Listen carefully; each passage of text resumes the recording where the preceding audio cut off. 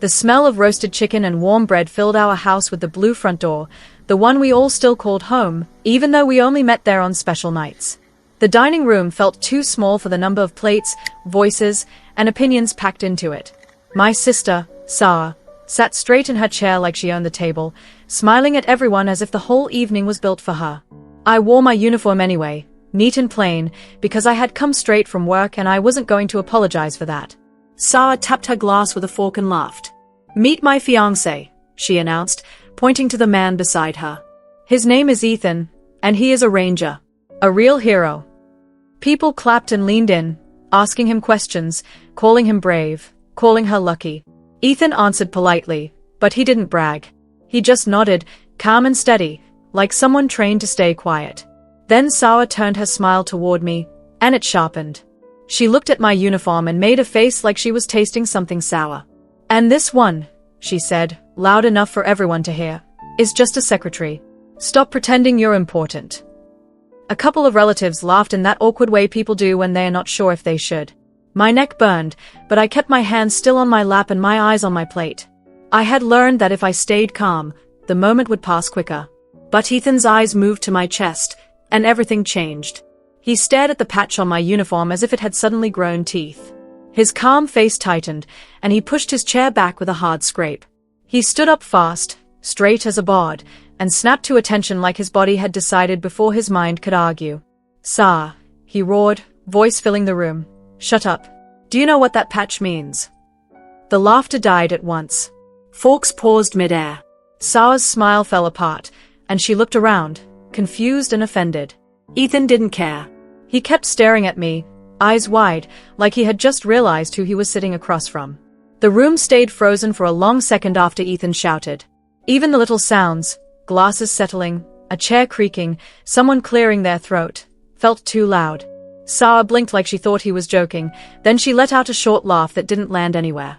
"Ethan, what is wrong with you?" she said, trying to pull the mood back with her voice. "It's just a patch. Sit down." Ethan didn't sit. He didn't even look at her at first. His eyes stayed locked on my chest, on the stitched symbol that had always looked small to everyone else. His jaw was tight, his hands stiff at his sides. "It's not just a patch," he said, slower now, but still hard. "That mark is not for decoration. It's not for office work." He turned his head towards Sara, and for the first time I saw fear under his anger. "You don't mock someone wearing that." My father pushed his chair back halfway, unsure if he should stand. "Son," he said carefully, "we're eating dinner. Calm down." My mother's face had gone pale, and she kept looking between Ethan and me as if she was trying to match two pictures that didn't belong together. My aunt, Linda, leaned forward with her hands clasped, whispering, "What does it mean?" But no one answered her yet. Sara's cheeks flushed red. Pride always came first with her, even before sense. "So what," she snapped, "are you saying my sibling is some kind of big deal? I know what job they have. They file papers. They answer calls. They..." Her words tripped over each other because she was talking too fast, trying to win the room back. Ethan cut her off. "I served in America," he said, like that explained everything. "I've seen that symbol before." He swallowed once, and his voice changed again, lower and more serious. "There was a night, cold, wet, black sky. Our unit got stuck. Bad maps. Bad signals. We thought support was coming, but nobody answered. Then we heard engines. Just a few vehicles, no big show, no flags, no music. They came in quiet, like shadows." My cousin Mia stopped chewing and stared at him. Even the older relatives leaned in without meaning to. Sara's mouth opened, then closed again, because everyone was suddenly listening to Ethan instead of her. Ethan pointed, not at me, but at the patch. "They had that same mark," he said. "On their jackets. On their bags. One of them walked right up to our captain like they owned the ground under our boots. They didn't smile. They didn't ask for thanks. They just gave orders, fixed our mess, and got us out." He looked at me again, almost like he didn't want to believe it. "People like that aren't secretaries." The word hung in the air. People like that. I hated it, even though it was meant as respect. It made me sound like a different species, like I wasn't the same person who had sat at this table since childhood. I felt my hands start to shake under the table, so I pressed my fingers into my palm and breathed through my nose the way I had been trained to do when my heart wanted to race. I forced myself to speak, calm and plain. I am an administrator, I said. That part is true. Sara's eyes flashed, ready to jump on it, but I lifted my chin and kept going. I write schedules. I organize teams. I handle paperwork that most people never see. I arrange travel. I track supplies. I sit in meetings where every word matters. Sara let out a bitter little laugh. So I was right. I looked at her. You were right about the word. You were wrong about the meaning. I tapped my chest once, gently. This patch isn't about sounding important. It's about trust. It means I'm cleared to be where I go. It means I've been tested. It means if someone sees it, they know I belong there. My mother's voice shook. Where do you go? She asked. It was the softest question in the room, and somehow the hardest. I hesitated. I wanted to protect her. I wanted to protect all of them from the shape of my life. But Ethan had already cracked the door open, and Sara's mocking had kicked it wider. If I said nothing, the story would grow on its own, and it would grow wrong. I've traveled for work, I said, choosing simple words like stepping stones. I've been to America, more than once, and I've worked with teams in Europe. I didn't name countries. I didn't list missions. I didn't describe what I wasn't allowed to describe. But I didn't lie either. Most of it is planning. Some of it is risk.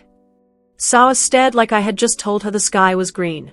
That's ridiculous, she said, but the strength was leaving her voice. You can't even handle a loud room without getting quiet. How could you handle anything else?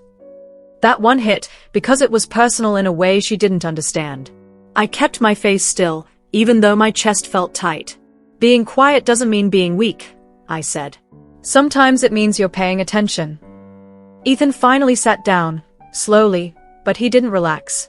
He looked like a man realizing he had stepped into a room with rules he didn't know.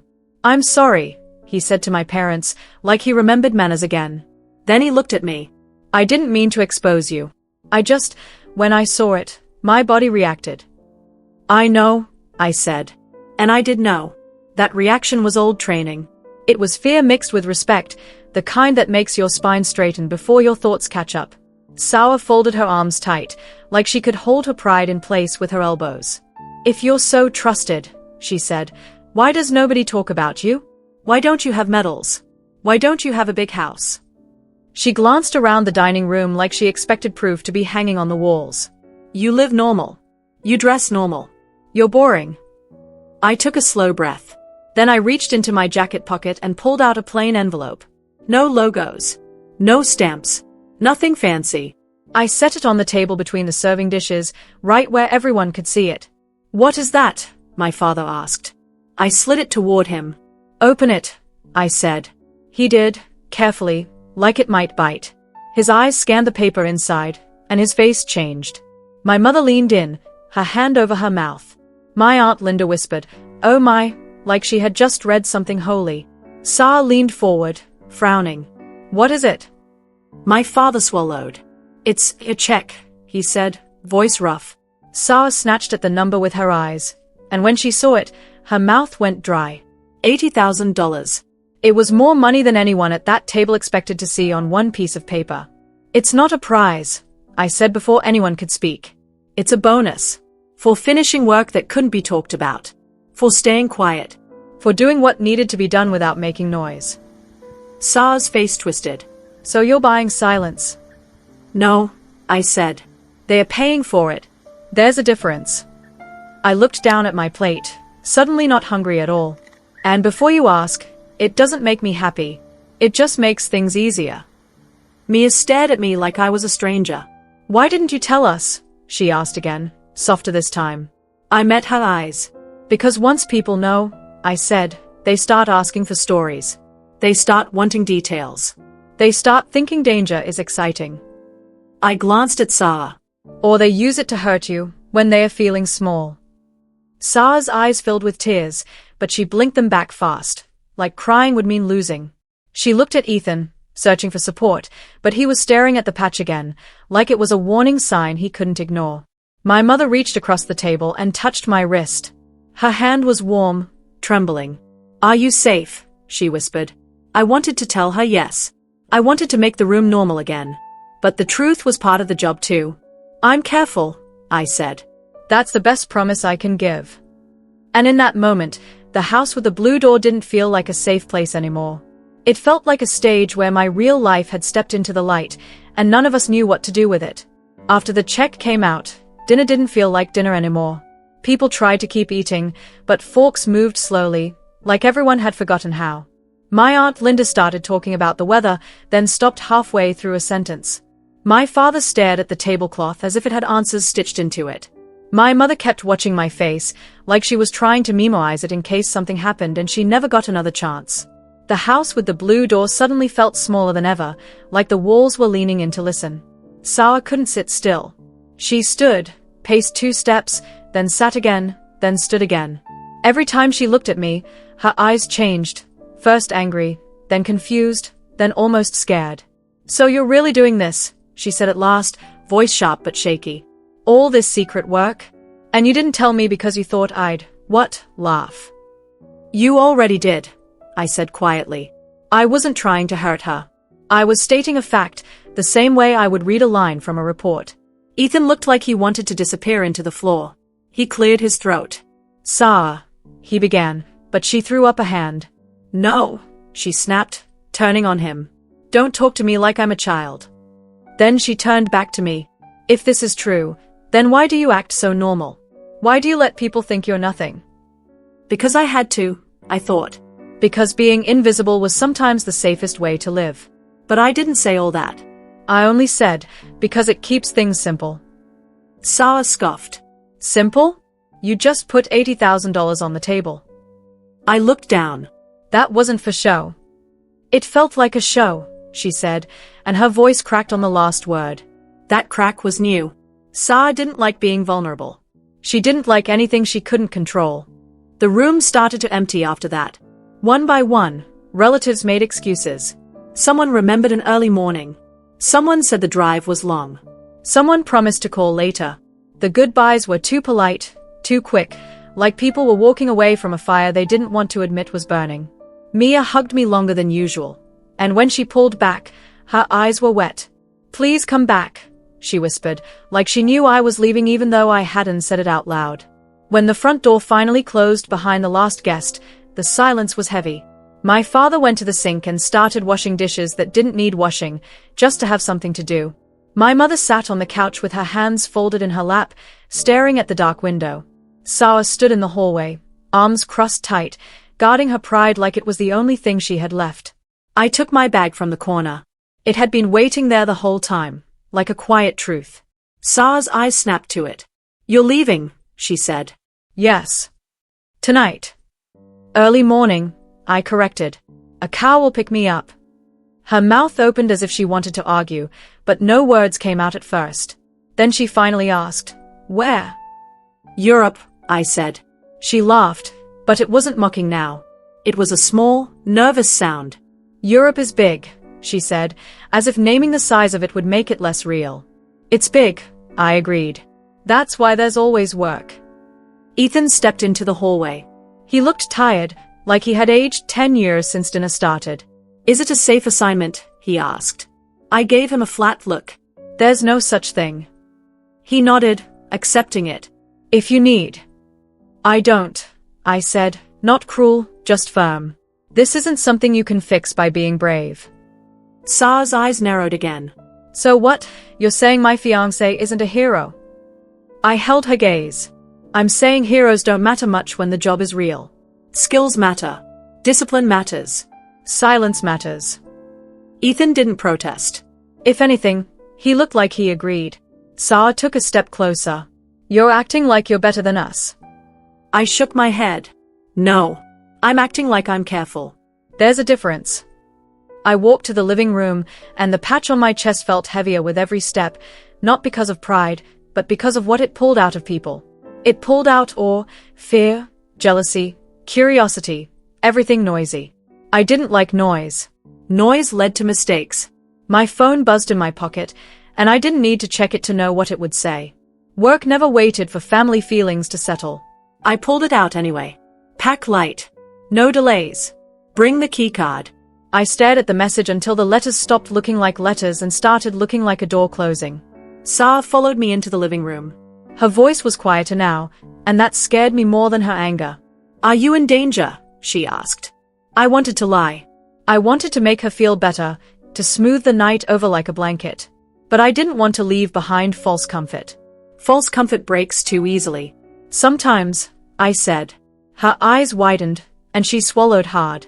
Then why do you do it? She whispered. Why not just stop? Because stopping wasn't simple, I thought. Because there were things I had seen that couldn't be unseen. Because there were promises that didn't vanish just because you wanted a quieter life. But I kept it in easy words. Because someone has to, I said. And because I said I would. Sara's shoulders dropped, and for a second she looked younger, like she had before she learned to win by putting other people down. I didn't know, she murmured. I know, I said. She rubbed her face with both hands, frustrated with herself. I thought you were pretending, she admitted. I thought you wore that uniform to feel important. I didn't raise my voice. I didn't argue. I just said, it's not for feeling. It's for function.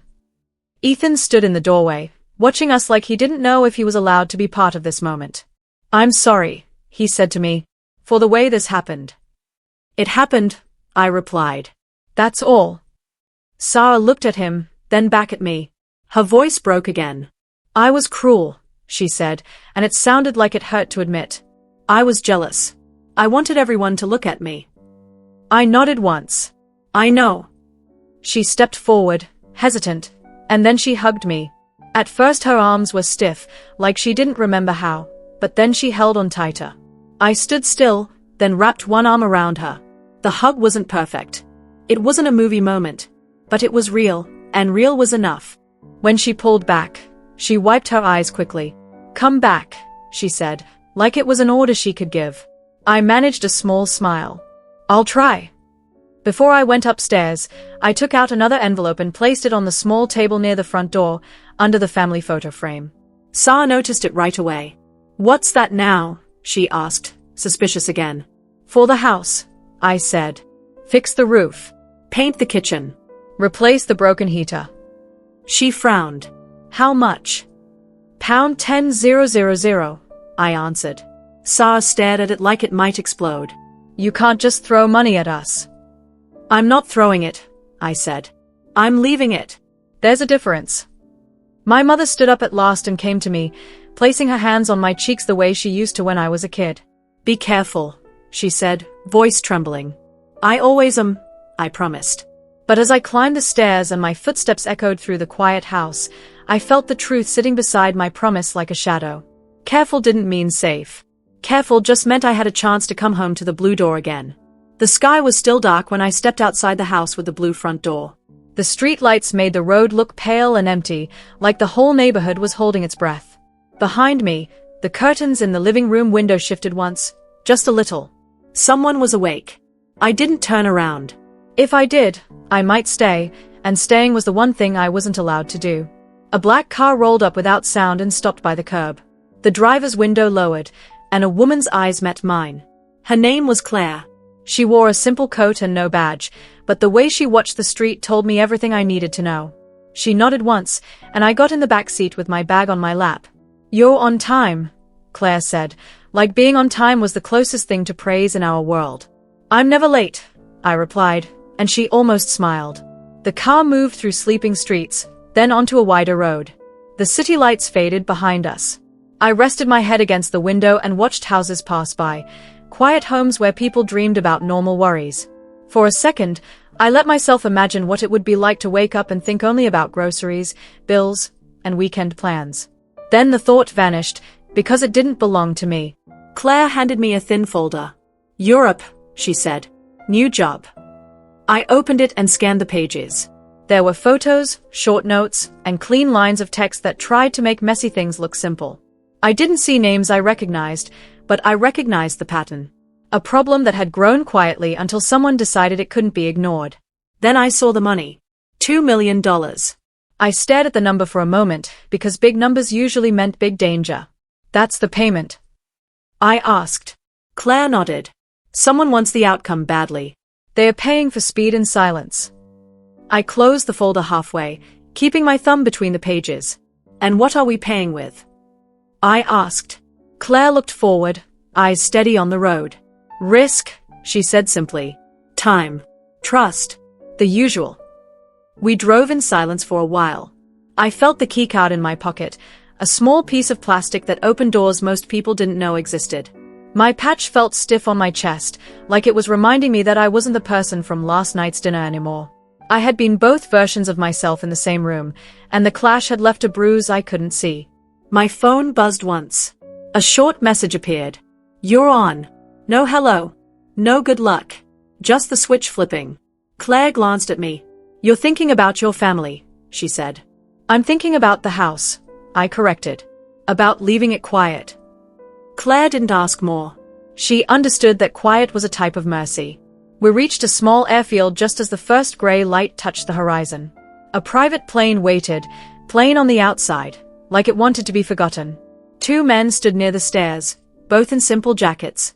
One was tall with close-cropped hair, Mark, and the other was shorter with sharp eyes, Julia, the kind of woman who could look friendly while noticing every exit and every hand movement. Mark gave me a nod. Good to see you, he said. Same, I replied, even though I didn't know if it was true.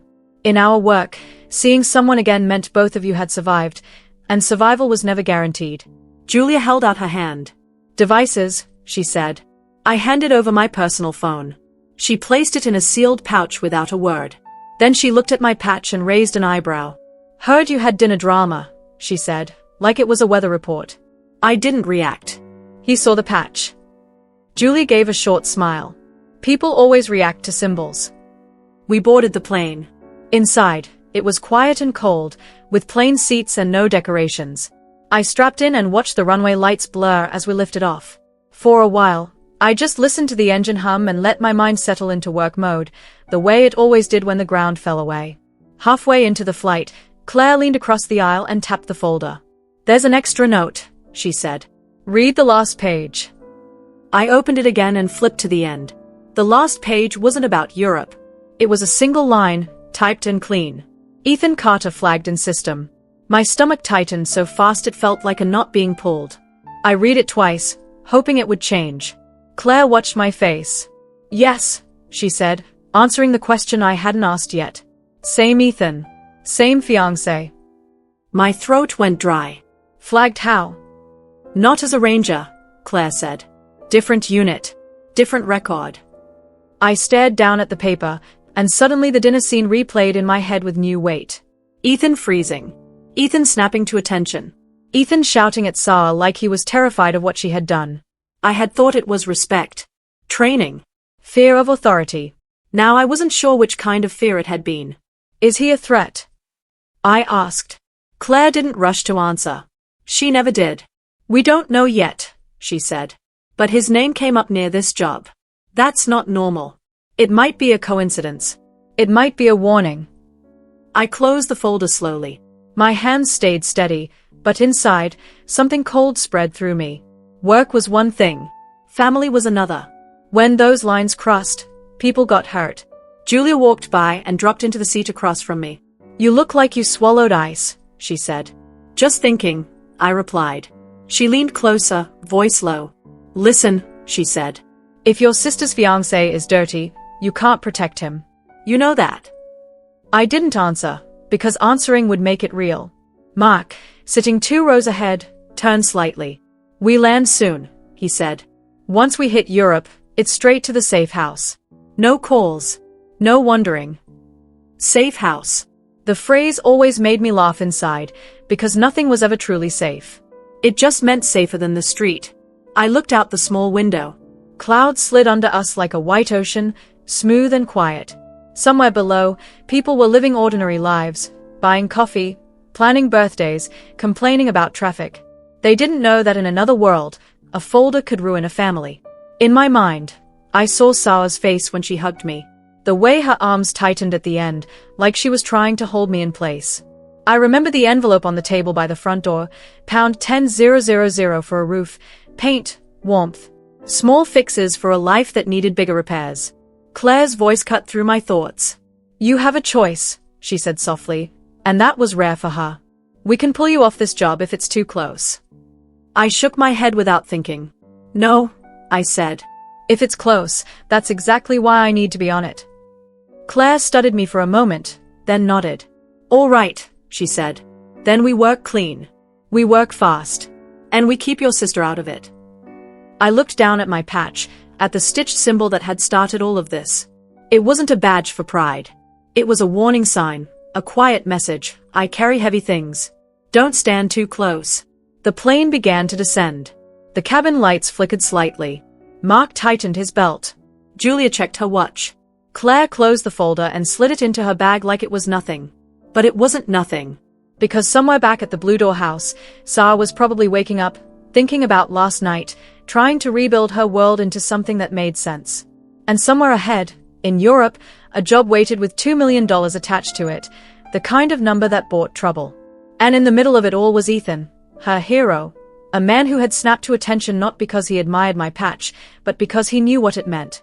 The plane touched down, wheels squealing softly on the runway, and the moment we hit the ground, I felt it, the shift.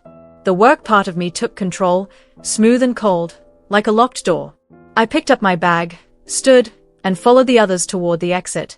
Whatever Ethan really was, ranger, liar, or something worse, I was going to find out. And I promised myself one thing as my boots hit the steps. This time, the truth wouldn't be trapped at a dinner table.